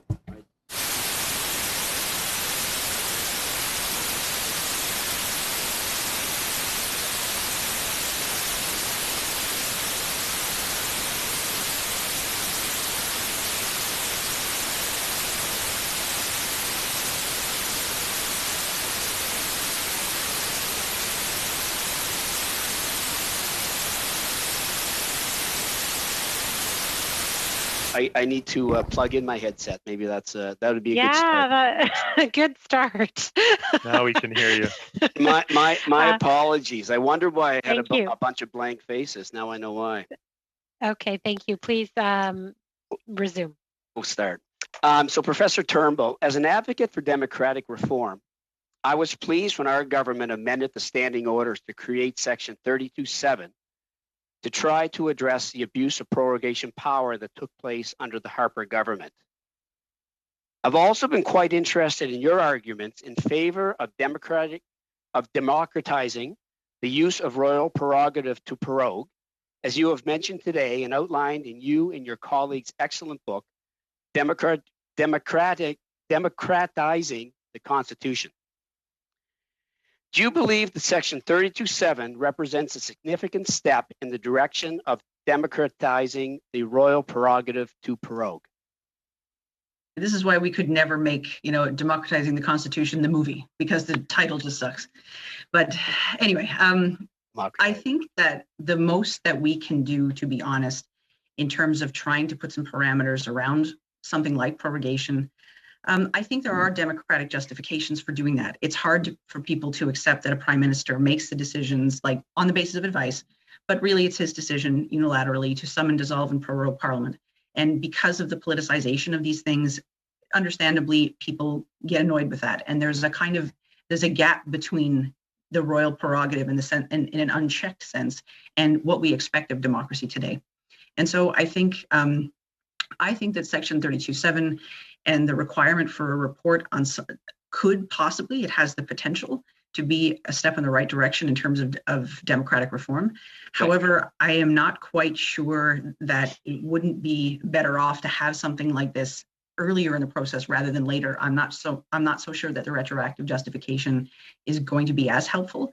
But I also I hear everyone else's comments today, and I wonder, if this is going to be a successful reform, does it not make more sense to have the prime minister come and tell you this, because the reasons are his. Fair. Can you kind of elaborate with respect to the accountability mechanism? Can you compare it to other Westminster systems? So do you mean specifically around prorogation? Yes. So I don't know of any system that has a fantastic accountability mechanism around prorogation, to be honest. I don't know, some Westminster systems use what we call a cabinet manual. And so a cabinet manual is a non-binding document, but it is something that a government can issue, usually in close collaboration with Privy Council office or equivalent. And it's something that can lay out the understanding of how the royal prerogative works. And so, for instance, it's not going to bind the hand of a prime minister in terms of giving advice to a governor general, but it can be something that lays out expectations. A prorogation occurs for a maximum of 30 days, for instance, or prime ministers should seek consensus in the House before advising prorogation. You can put that kind of language in a document like that, and then give a sense of how we use these things. Okay. Did the opportunity for a confidence vote on the throne speech that was created by our government's brief prorogation not provide an opportunity for democratic accountability for the decision to prorogue? It did, definitely. Okay. Can you elaborate on the limitations on the enforceability of an amendment to the standing orders to require a vote in the House in order to prorogue? Yeah, it's limited in the sense that it is political rather than constitutional. Nothing in the standing orders can override a prime minister's right to advise a governor general. The same as the fixed election dates, even though it's legislative, it says right there in the act, nothing, and I'm obviously paraphrasing, but nothing overrides a governor general's, decision to dissolve parliament on the advice of the prime minister. And so these things are not going to supersede the Constitution. Okay. How does this government, or how does our government's approach to prorogation compare to that of the previous government? The previous government did not have any such requirement to justify the reasons, or nothing that I know of. Whereas this government has put that requirement in the standing orders. Okay, that's all the time we have. Next, for 2.5 minutes, Monsieur Terrien. Oui. As you know, Jean Caron, the PQ minister at the time, said it's as easy to change a comma in the Constitution than to scratch your forehead. What you are suggesting, Mr. Cyr, and supported by Ms. Turnbull, is to ask the Parliament to prorogue, with consent from members of Parliament. What can we do to include that in the Constitution? Is it very complicated? What I would suggest, my opinion might be different than my colleagues, but the Prime Minister can always ask for prorogation if he has the trust of the House. Without that, the notice to the Governor-General is non-binding. Without amending constitutional text, we could create a mechanism where if the Prime Minister goes ahead without getting the House's consent, he is deemed to have lost trust. And if that's the case, the Governor-General isn't bound by that notice. It's a question of finding a mechanism to proceed.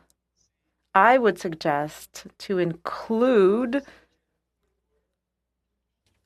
I'm getting both French and English at the same time. It's very difficult to hear our witness. I believe his setting is probably on general as opposed to probably French, I guess. That's not supposed to be an issue anymore, but yes, let's try that. In interpretation at the bottom of your screen, Professor, please switch it to French. J'ai choisi le canal français. That's what I've done. I'm on the French channel. Is that better?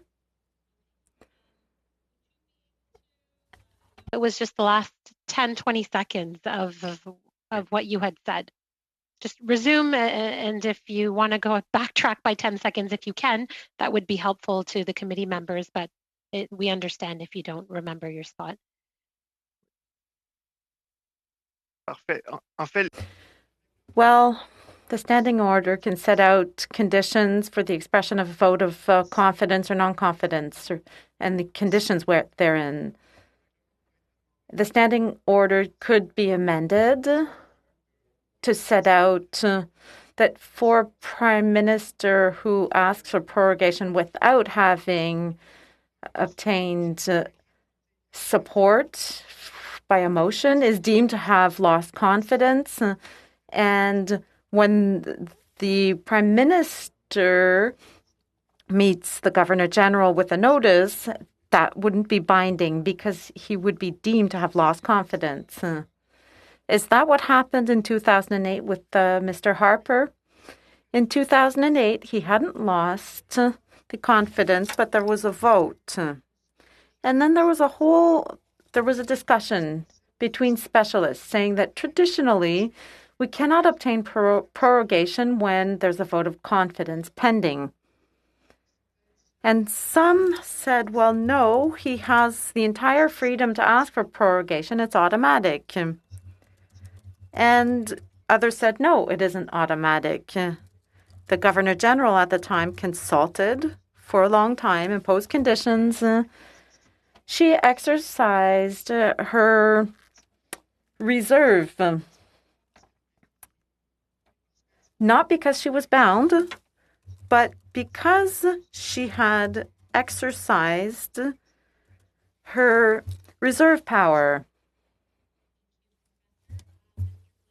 You're back. 2.5 minutes, please. Merci beaucoup, puis désolé d'avoir manqué votre présentation. Thank you. I'm sorry I missed your presentation. I was called at the House of Commons by duty. Let's say we do have consensus, at least a majority, that we want to do something like what you're suggesting. We are going to have a new Governor-General. What can the House of Commons do to materialize this approach with respect to prorogation for this new Governor General? What approach can we take to undertake such a change? I would suggest to amend the standing orders, because if the government is deemed to have lost the confidence of the House of Commons and then submits a notice of prorogation without having adopted a motion in that respect prior, and the standing order could set out that this resolution must set out the dates, specific dates, for a new speech from the throne and recall.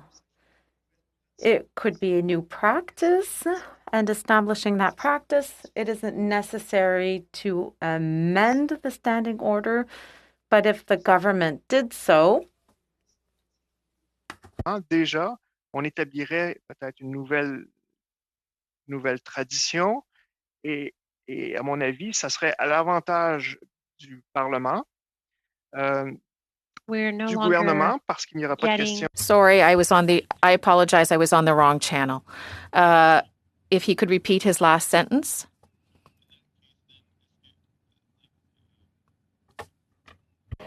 Then would the mechanism be that if the Prime Minister did want a prorogation for whatever the reason, that there would then be a motion to that effect in the House and a vote prior to prorogation? Is that what's envisioned as the new practice? And when you say that, you know, that practice ought to be instituted, what we would want to see then is the changes to the standing orders and then a Prime Minister who said, all right, let's now have a prorogation. Here's the motion. Let's have the vote. The House would assent, and then we would have established a new practice. Very quickly, please. That's it. Okay. Yes, that's it exactly. You're right. That's how it would work. Mr. Tucker, you have 5 minutes, please. Yes, thank you very much, and thank you to our witnesses for being here today. We're here mostly because of poor judgment from the Prime Minister. The heart of the scandal is almost $1 billion sole-sourced contract to the We Charity that had ties to the Prime Minister and the Minister of Finance.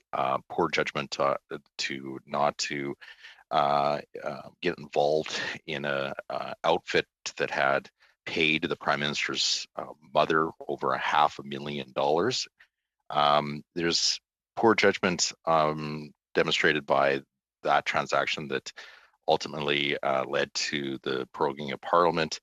But I would like to get the professor's view on, we talked about the Governor General's role in this, and this is another poor judgment on the Prime Minister getting involved and personally vouching for this Governor General so that she would not go through the proper vetting process. And now taxpayers are on the hook for $140,000 at minimum for the rest of her life, which is also poor judgment on the Prime Minister. So we had a Governor General that was indebted to the Prime Minister for vouching for her, as much as she was the wrong choice, but was indebted nonetheless to the Prime Minister. And we talked about the role of the Governor General that in the past has granted proroguing rights to the situation, but it isn't automatic, and it still could be in the future be a precedent setting that it would be declined. And I'd like to get the professor's view on in what situations would the Governor General not grant the proroguing of Parliament. I think if the only justification for that would be if there was a question about whether the Prime Minister had the confidence of the House. I think if the confidence is there, then the advice would be seen as binding. Whereas if confidence is lost or about to be lost, that's why 2008 was an issue because there was a question about whether the confidence was there. Tout à fait d'accord. And I completely agree. I completely agree, says Mr. Sear. I completely agree with my colleague. The Governor General is bound by the advice of the Prime Minister if the latter has the confidence of the House. Switching a little bit of gears, Professor Turnbull, you talked about an alternate or a different narrative that wasn't in the report. Can you kind of unpack that a little bit of what you think that narrative might be? So at the time, in the months before the prorogation, the government was facing intense committee investigation and media scrutiny because of the decision to give the WE organization the opportunity to administer a $900 billion student grant program. And so I think the processes that unpacked over the summer was in two different committees, very high-profile witnesses, including the Prime Minister, the Kielburgers, the Clerk of the Privy Council, ministers, other senior public service executives were coming to committee to tell, give different pieces of this story. And so it was a pretty intense time for the government. So would you say those actors that you outlined should be the ones that we might want to call to this committee then? I mean, I think that there's nothing in the standing orders that tells what the government's answer has to be, right? The government is free to offer its narrative on why it prorogued, but I don't think it's possible to look at the situation and ignore the other narrative that was dominant at the time. The dominant that there was some shenanigans going on with almost $1 billion contract to a children's charity, which is on itself kind of disgusting that would get involved in this, that would funnel money back to other people, which is kind of disturbing when we look at the context that we're in a pandemic. And you'd think that government would want to be doing everything possible to protect Canadians versus throw ourselves into perhaps a constitutional crisis or definitely a confidence crisis in how they've been handling things. To our other witness, what are the other... Time, yes. Next, we've got Dr. Duncan for 5 minutes, please.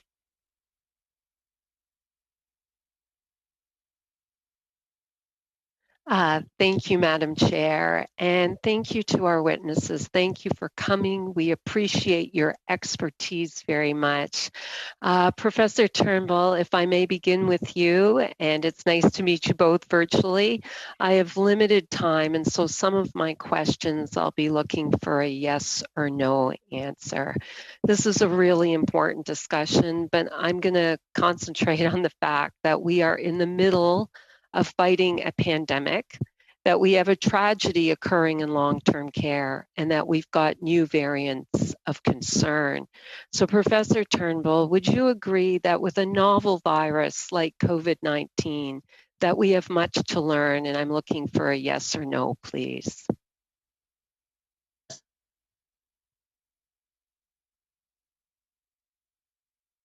I believe you said... Sorry? I said yes. I'm not. Oh, thank you. What didn't come through on the audio? Okay, thank you. Would you agree that when there is a novel virus, our researchers, our doctors, our health practitioners become the front line, working as hard and quickly as possible to get answers so as to provide scientific and medical information? Madame la Présidente. Monsieur Thérien, mute. J'ai encore un problème avec l'interprétation, elle est absente. Okay. Je suis vraiment désolé, Madame Dr. Duncan, je suis vraiment désolé. Sorry, I'm struggling to hear, Madam Chair. I think we've lost interpretation, it seems. Madam Chair, Justin, it's yeah. Justin. We'll look in to see what's going on with the problem. It's not quite clear just at this moment. Just please stand by.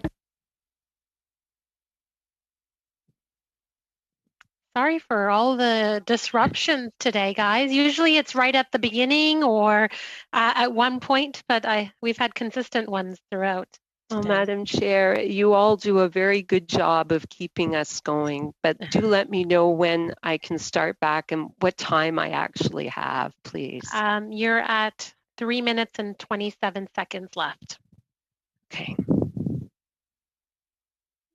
Oui, je vous entends. Yes, I can hear you. Thank you very much.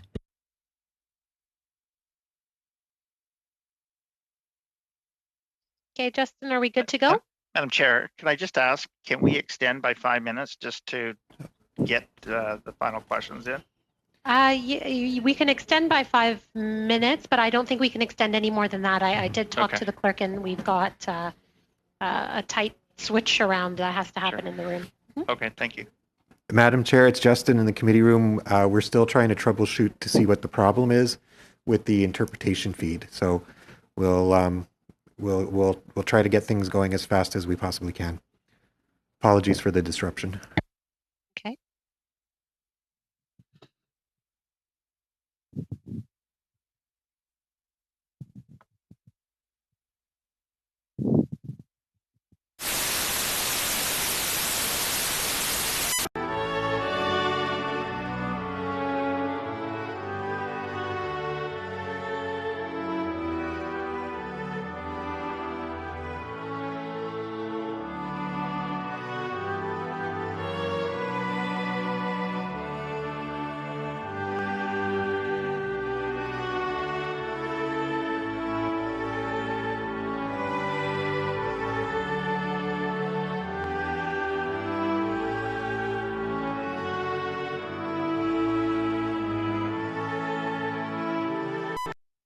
Madam Chair, before I start and the time runs out, I don't even know if my second question was heard.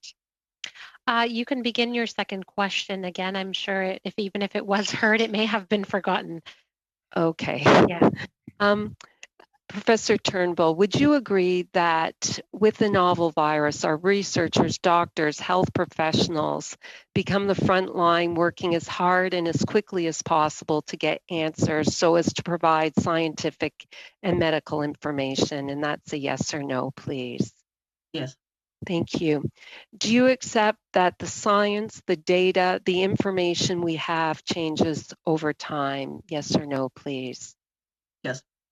I strongly believe that science advice should be made available to decision makers. Do you agree? Yes or no, please? Yes.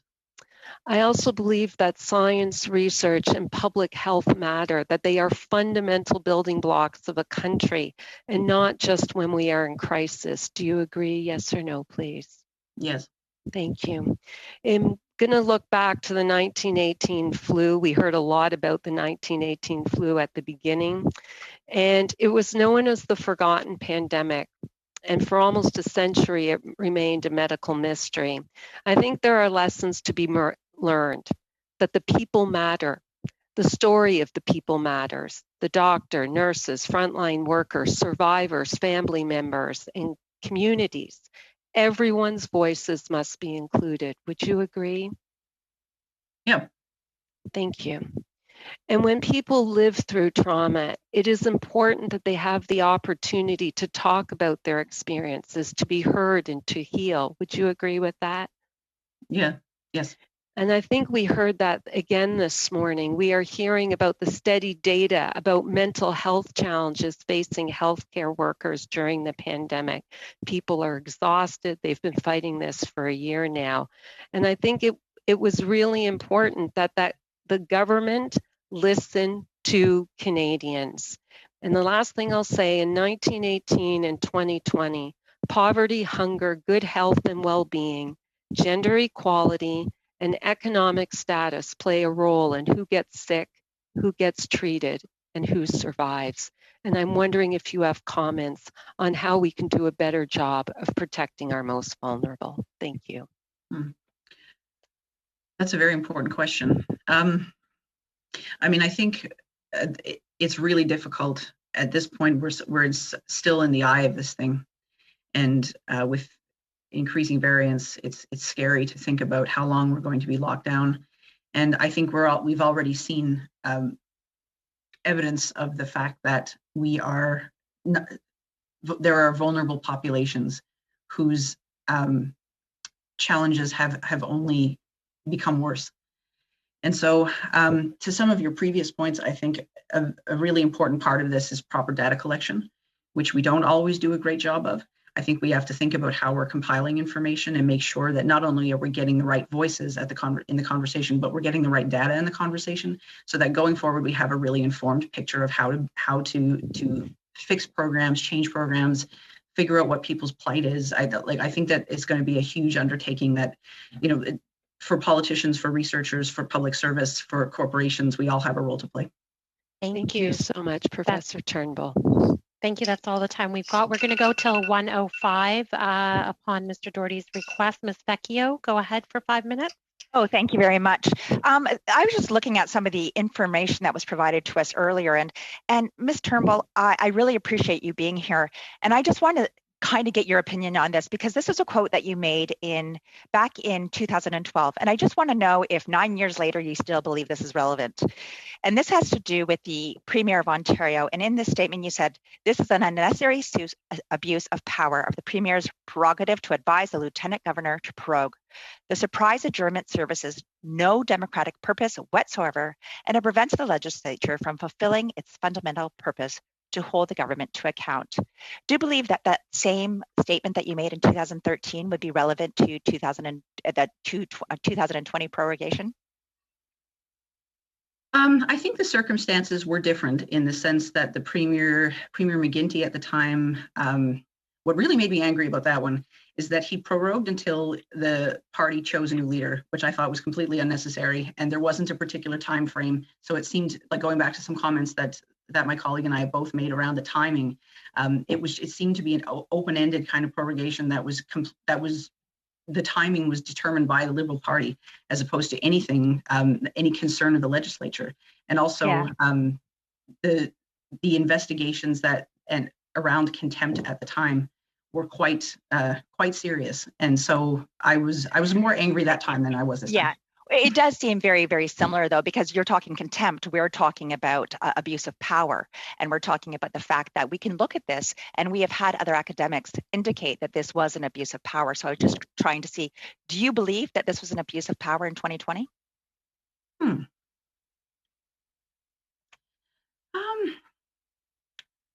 I know you want me to say yes or no. No, it's okay. Yeah, take a couple of seconds. Obviously, there's a difference here, but. I don't know if this is a yes or no thing. I mean, I think I don't think that the prorogation in 2020 was necessary. Okay. In terms of where I kind of get willing to use that word abuse is when there are clear questions. Seems to me that a first minister has a confidence crisis. Yeah, absolutely. And I really appreciate that. And I do believe that, as we saw during these committees, there were confidence crises specifically in this. So because of that, Ms. Turnbull, you had mentioned that the only way we're going to find out is by having the Prime Minister here. So Ms. Chair, I would like to move a motion, please. And the following motion, I would ask that our staff sends this to the clerk so that it can be distributed. That the committee invite the following witnesses for its study on the government's reasons for proroguing Parliament in August 2020, and that these witnesses appear individually for a minimum of 1 hour each. These include the Prime Minister, Justin Trudeau, MP Pablo Rodriguez, the leader of the government of the House of Commons, Katie Telford, the Chief of Staff to the Prime Minister, and the former Minister of Finance, Bill Marneau. That these witnesses appear before the committee within 14 days of the approval of this motion, and that the committee reserve the right to invite more witnesses as the study continues. I just wanted to put that out there. Absolutely, after we've heard from all of our witnesses, we know that the only answer is going to come truly from the Prime Minister. And so I think it's extraordinarily important that he actually comes to committee to answer this. Regardless, he's put through this, and yes, he has been very, very consistent in his media and all of his conversations. But being consistent doesn't always mean the truth has come out. And so I would like to move this motion and have discussion from there. Thank you. Ms. Vecchio, you still have 1 minute if you want to wrap up your questions. The motion is on notice. Madam Chair, I think discussion of the motion. Madam Chair, I'm trying to raise my hand. The raise hand function is Oh, not working. Yeah, no, it's Mr. Doherty? Yeah, Can you, before you go ahead, can you just give me a moment? yes.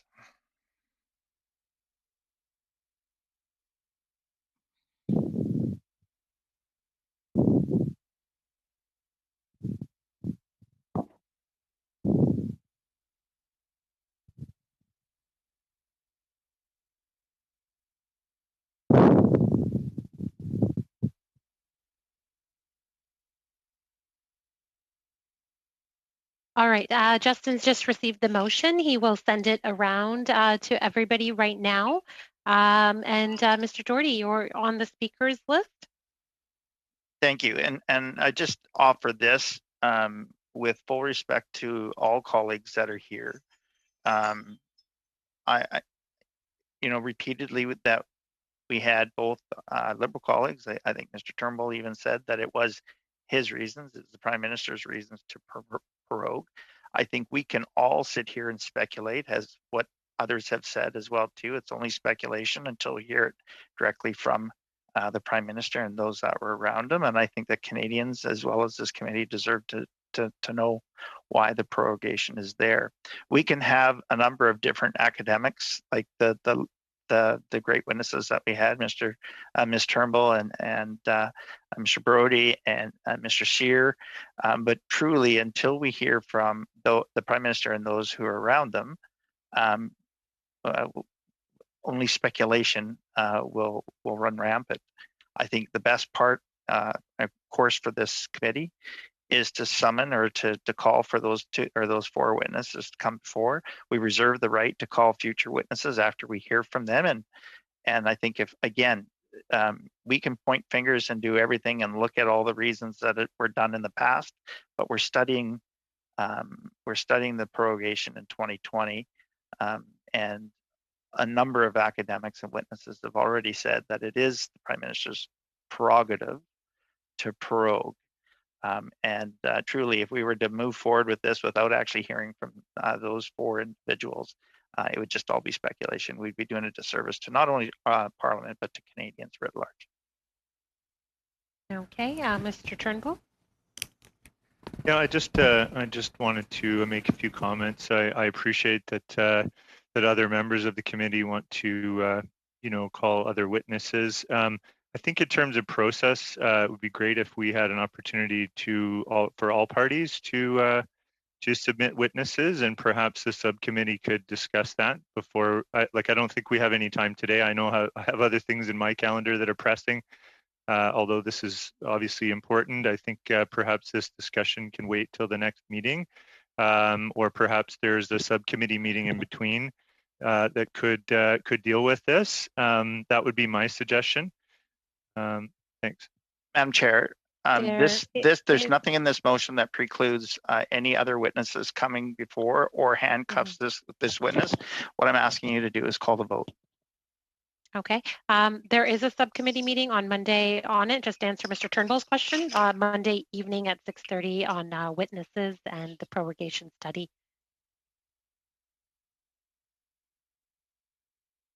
Call the vote. Farragus Kados. Sorry. Yeah, it's exactly right, Madam Chair. You nailed that one. Let me tell you. Maybe I bring an outsider's perspective to this, and perhaps that's needed from time to time, particularly today. We've had witnesses give testimony this afternoon, and late morning we have had witnesses. I think it was in mid-December. I was sitting in that day as I am today for Mr. Garrettson give testimony. This is an important issue, important question. The matters being looked at. I'm not sure why the Conservatives have tried to politicize this further. Excuse me, point of order. No sense. Point of order. No, I just need to do a point of order because I've been trying to raise my hand for 3 minutes. So I'm just letting you know that the raise hand function has not been working because I had tried back when Todd was speaking, and that's why I want to let you know. So I have not been able to do the raise hand function. Can I speak to that point of order, Madam Chair? I believe that all of us are experiencing the same problem, and it's just that the raised hand function is not showing on our screen. It is working because I've raised my hand several times, and the chair has kept the order quite well. So for some reason, members that are signing in or participating, it doesn't show on our screen for some reason. But so I think that might be the issue. Well, Madam, can I speak to the point of order as well, Madam Chair? Yes, I went off physical hands. I'm not seeing any hands raised in the no toolbar at all. Yes, Mr. Biddle. Well, I was just going to echo the point of Ms. Vecchio that I've been trying to raise my hand as well, and I guess I just hope to be added to the list. I know we're running short on time, but if that can be done, I would greatly appreciate it.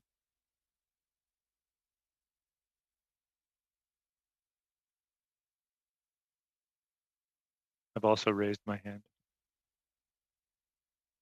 Now I believe you're on mute, Madam Yes, Chair. I am on mute. We have another minute. We'll continue with Mr. Fergus-Catos. I know there's a number of colleagues that want to speak, Madam Chair, so I'll stop there. I know that the raise hand function hasn't been working for them, but I sense that they do want to speak.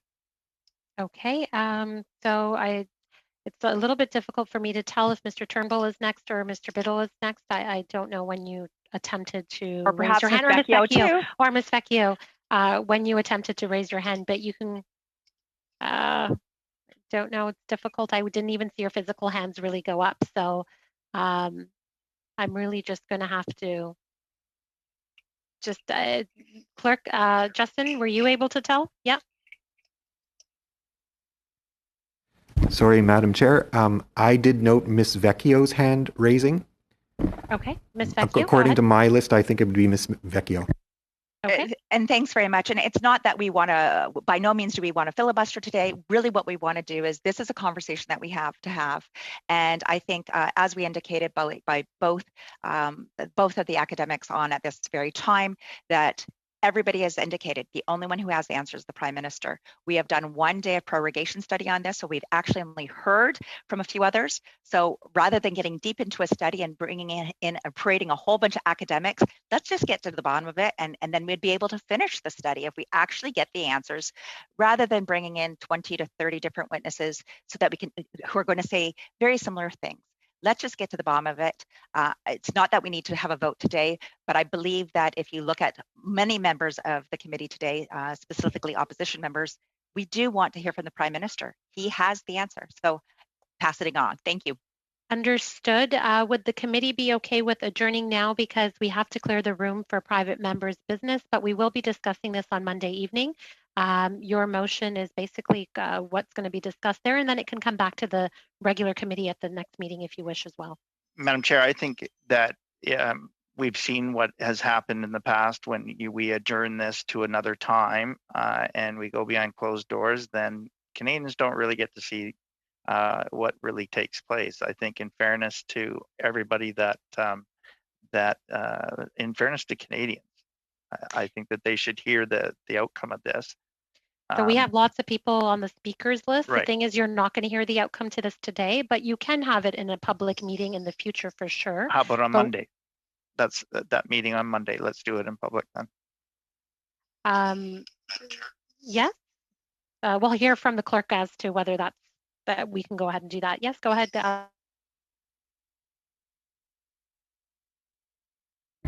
Yes, I was just going to indicate that the motion that's been moved would still be up for consideration at the next meeting of the committee, full meeting of the committee. The meeting on Monday night isn't of the full committee, it's of the subcommittee.